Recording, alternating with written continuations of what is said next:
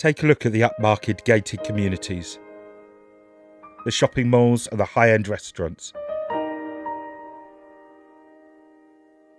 They're beautiful, but this isn't the world we came to see.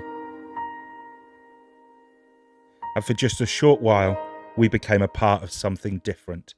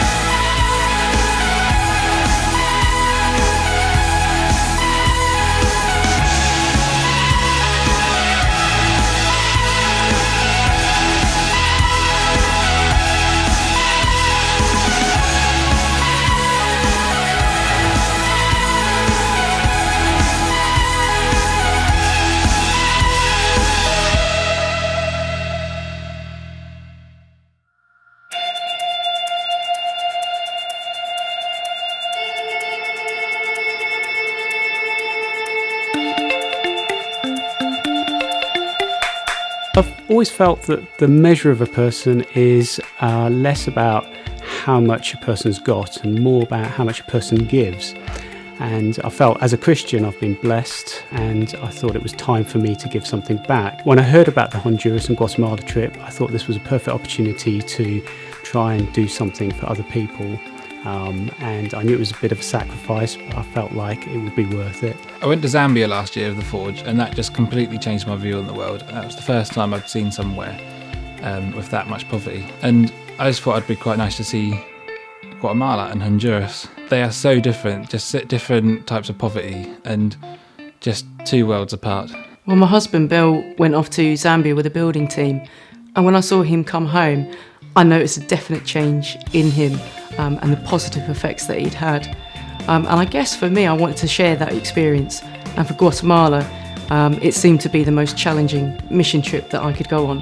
We've got a heart for these countries. I personally have been involved in Guatemala and Honduras for about 20 years, visiting friends, visiting projects that I've grown to know and to love. So for me personally, I'm never going to stop being involved there. I'm never going to stop visiting and helping and talking and Skyping. I'm in it for the long haul.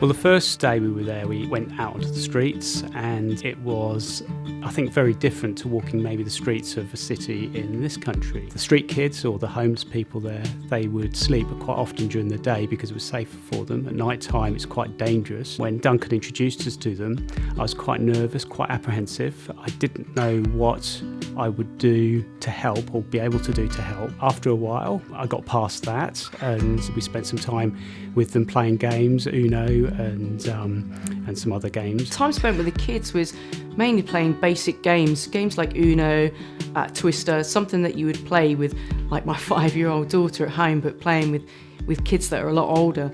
Their mental capacity was just not at a level to be able to play anything that was more engaging. I thought I was going to be scared walking about in the streets, and I was going to be worried there's a man around every corner with a knife. I was completely wrong. You walk around the streets and it's one of the most friendliest countries I've ever been to. Walking around the streets, we didn't really give them much at all, apart from just our presence and listening to them. This is what made the people really friendly. They just came up to you and just started playing games with you, just wanted to know you. It was really interesting because the language barrier wasn't that big a problem, even though we're from completely different backgrounds and completely different way of life. We managed to get to know each other and realise that actually we had quite a lot in common. From walking around the streets, you can see how much work and how much good a charity like Street Kids Direct does. Everywhere we went, people were coming up to Duncan as if he was some famous person. He was just loved by all. Wherever we went, Duncan had photos in his bag and he would hand them out. And they loved it. They loved looking at themselves, loved seeing the pictures of their friends, the memories they get from it. The fact that the people that come to see them They're not just taking photos and they're holiday snaps to store on their Mac or their computer. They are the way that we remember them, and the photos are the way that they remember us. Yeah, so you just saw me holding out those photos, and photos are really, really important here. I mean, you know, he's got a little bag that he's kept. He's living on the streets, and he's kept his photos, 4 or 5 photos of kind of people he's met. And they're really special, really important. That's why whenever we take a photo on the street, we try and bring a copy back to give to them. Because it's a link for them, it's a remembrance, it's a memory, it's really important.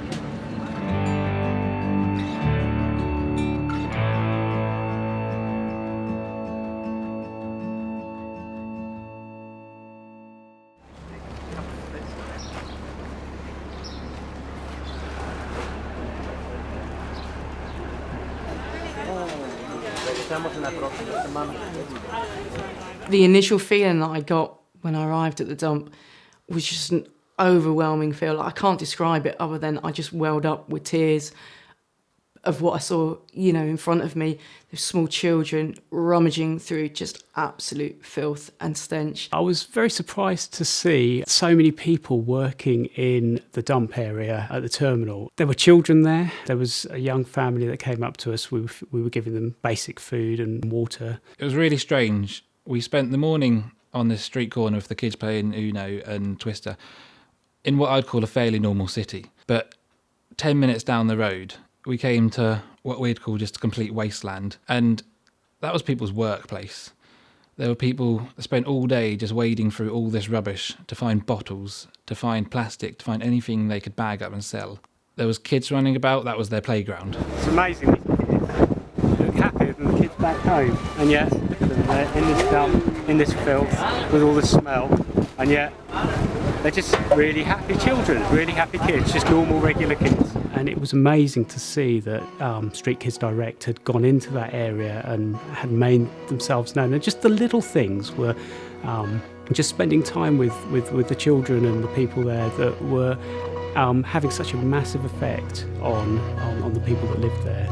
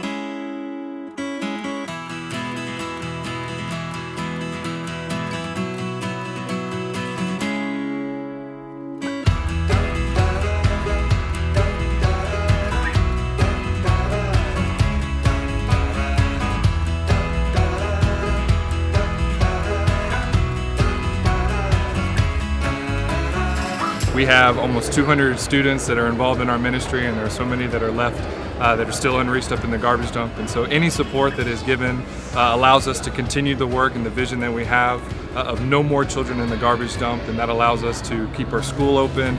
It allows us to keep our clinic open, allows us to keep our teachers on staff, and any support that is given just allows us to keep expanding that vision and reaching out to so many kids that need just renovation in their life. And so it helps us to reach our mission of reaching these kids on a holistic level, which means we reach them on their educational needs, we reach them in their spiritual needs, we reach them in their physical needs, their emotional needs, and their family needs. And so any support that is given helps us to reach all the kids in those specific areas.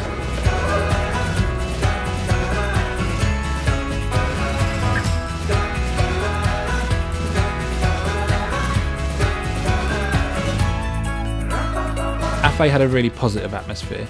When you walked in, it just felt like a normal school. Kids running about everywhere and just a big playground and a massive football pitch. It felt really homely. You were really welcomed into their little community they had there. And these children, it was amazing how friendly they were. We would spend time with them, and really we just went there to play games with them. And the most they'd aspire to is to be a dump truck driver, but these children are starting to learn with the education they're getting that they can do more than that. So they can actually go all the way to the university and learn to be teachers or doctors, etc. There seemed to be no barriers. They would come up, run up to us when we arrived, hugging us. It was a humbling experience, I think. It was an opportunity for kids just to come and be kids and to get an education at the same time, getting something to eat, they're having a good time, rather than having to go up onto the rubbish dump. It had kind of a really happy feeling about the place, but as you looked over your shoulder, you were aware that the rubbish dump was in the background.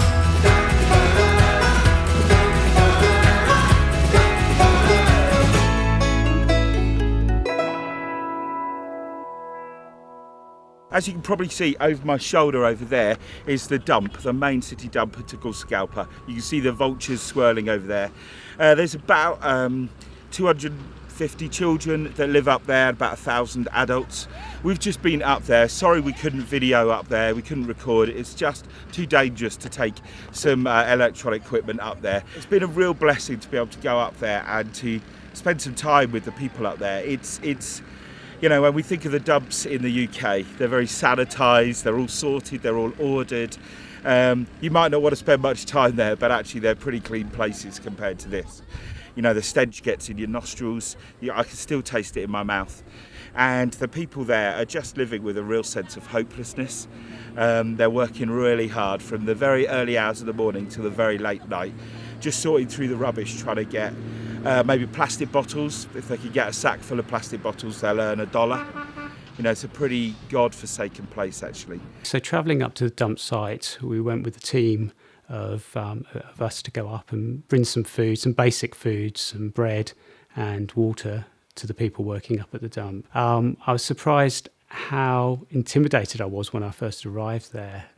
It was like nothing else we'd seen at all. When we got out, we started distributing the water and the bread to them. The people that were there, they were the poorest of the poor. You can imagine how dirty and filthy they were working on the site there. So I was trying to distribute the food as fast as I could, but not fast enough, and they were sort of grabbing it out of my hands, and I was amazed at how desperate humans could be. How you know, I mean, it was just basic food, and yet they were obviously so you know, hungry and desperate there that they were needing to grab it so quickly, like that, and try and get as much as they could. We were stood on top of compressed rubbish, and looking over, there was cattle walking around, stray dogs, hundreds of people just wandering around. And one of the dumpster truck delivered a load of rubbish and poured the rubbish out, and they all ran over and started climbing all over the rubbish, grabbing as much as they can, along with the dogs and vultures all piling down to grab what resources were there, rotten food and plastic and bottles, etc. To see people, you know, human beings having to resort to that was just, it was just an amazing experience to think that that sort of thing happens these days. It's just incredible to see that. One of the things I think that sort of struck me seeing that experience was there was a pregnant woman stood there. You could see she was filthy and she was probably in her third trimester. And in the backdrop, there was the most beautiful sight of the Honduran mountains and hills, and it was absolutely beautiful. And then in front of you, you had this woman who was filthy, pregnant, and just the contrast just really struck me. I think I commented at the time that I thought that this place was like hell on earth. It was like nothing else I'd ever seen.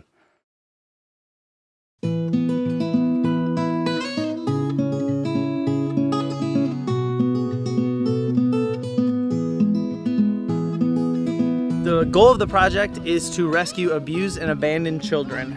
Some of them are orphans, but most of them aren't. Most of them have parents, but the difference is their parents either couldn't afford to have them in the house, or they were abusive to them when they were in the house, so the kids fled to the streets. With the object of professionalizing them, we want to provide as much love, care, we provide shelter, food, education, so that when they leave here, that cycle of poverty that's been in their families for generations can finally end.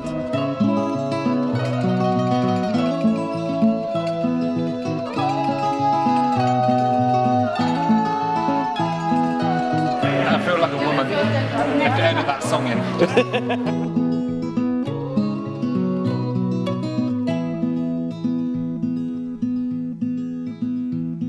So take all your judgments and save them for someone else. My psychology is no mystery, and my worth is not your wealth. I just need a friend to help me, and a friend who needs my help. A hero is all I really need. A hero's all I ever wanted to be. Project Manuelito was founded 15 years ago by Pastor Jorge Pinto. He was driving on the streets of Tegucigalpa, and as it's normal to see, he saw a child there begging for money. And instead of giving him money, he wanted to buy him food. Oftentimes, if you give them money, what they usually do with it is they'll go and buy glue with it to huff, because it takes away their sadness, it takes away their pain, it takes away their hunger. And while this boy was eating, he felt like God was talking to him, and God was giving him this grand plan to try to end the problem of child homelessness in Honduras, which obviously isn't an easy thing, but for Pastor Jorge, that doesn't stop him. They started going out on the streets of Tegucigalpa. Eventually, when they built those relationships with those street kids, started inviting them up to the church to bathe, to feed them, to teach them the Word of God, and to allow them to sleep, because when they're on the streets, they don't get a big opportunity to sleep. So mostly, he said, when they would come up, they just sleep. Eventually, we were able to get the legal status to allow them to just spend the night at the project, and that's really when the project was founded, when those kids, for the first time, were able to be off the streets and spend the night with us in the project, in the church.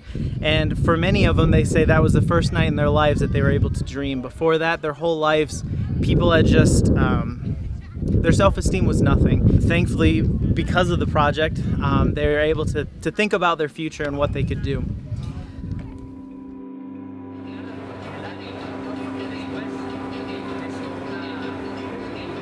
This is the 6th Avenue, and I think this section of the street is really interesting, because what the street was like a few years ago, very few people of like middle class would ever come down here, because the pavement was really narrow, and the streets was really busy, really wide, and they had lots of small street stalls all the way along, and it was really well known for crime along here.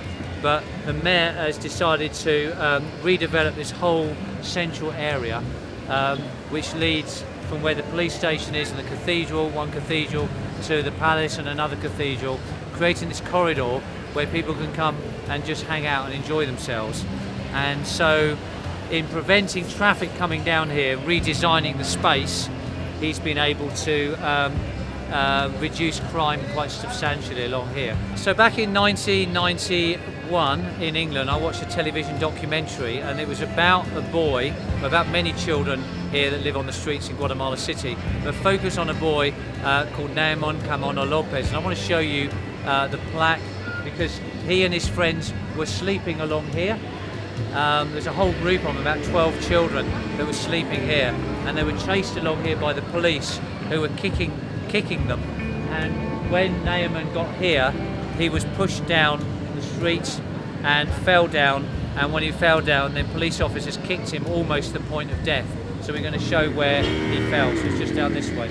So this is the plaque. This is where Naaman fell, and in the BBC documentary died in 1990, and the following year the BBC Everyman documentary focused on the life of this boy who lived here on the streets but also died here on the streets. He was only 14 years of age, very young 14-year-old, was kicked to death by police officers, and as a result of his death a lot of the world's attention was focused on this particular spot here, and what's written here in Spanish is the same as what's written on the plaque over the grave where he's buried. It says, "Solo quise ser un niño y no me dejaron," which means in English, I only wanted to be a child and they wouldn't let me. And this is where he died, and this is where we always bring our visitors here to show them the reality of what it was like many, many years ago. But still, for those living on the streets, it's still pretty much a reality today of kids living on the streets in Guatemala.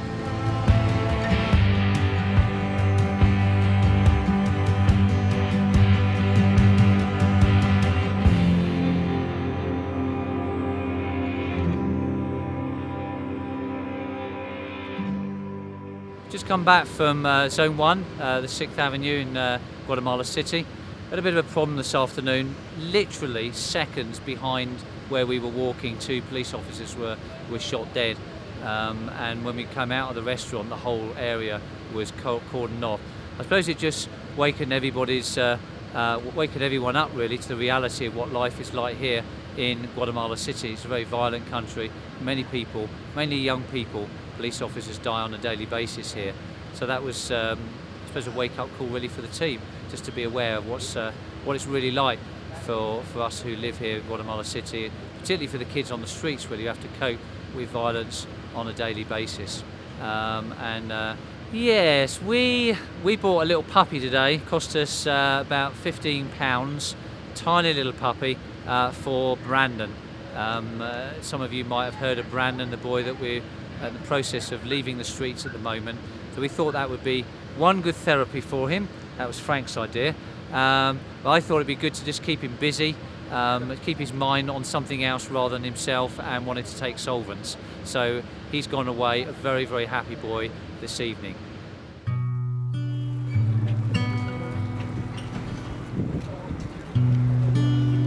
Something that Duncan did say once, that the life expectancy of these kids here was 4 years.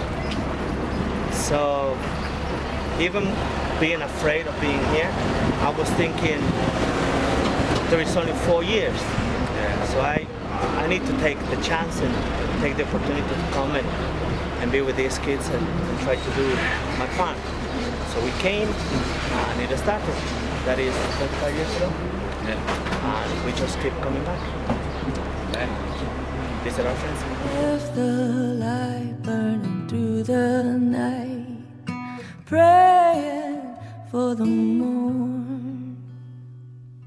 The hotel that we went into, I say hotel, I use that in the loosest terms.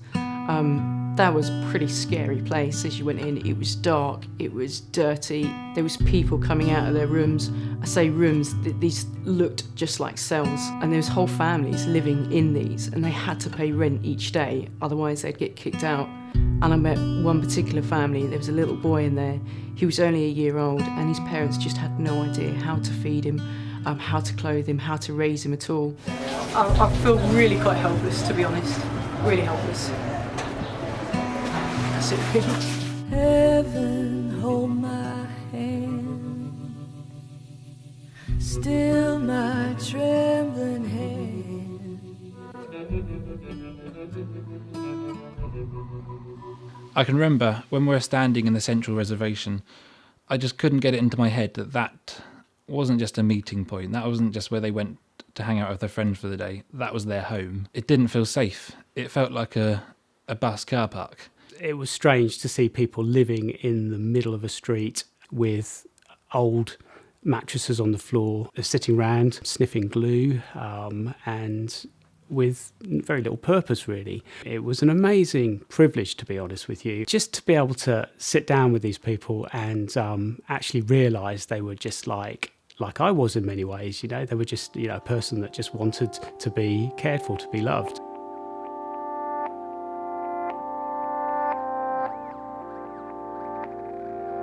Before we went on the trip, Matt sat us down and showed us a news report about a market that burnt down. We had the chance to go there. It felt like an abandoned building site to me, as if someone had put the structure to a building together and just left it.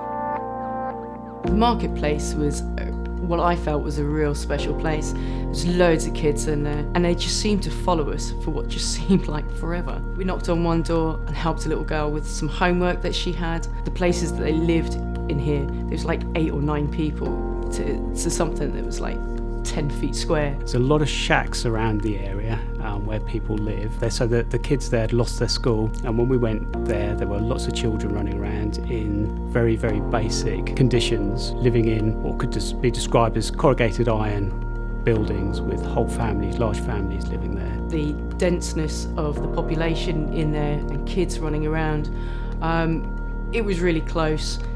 It kind of had a bit of an edgy feel to it as well. Kind of a sense of danger was around. I was also aware that we were being watched by people as we moved through the terminal. The kids that followed us, their houses were a matter of metres away from the market. I can't begin to imagine how they would have felt when they saw the flames coming near their house.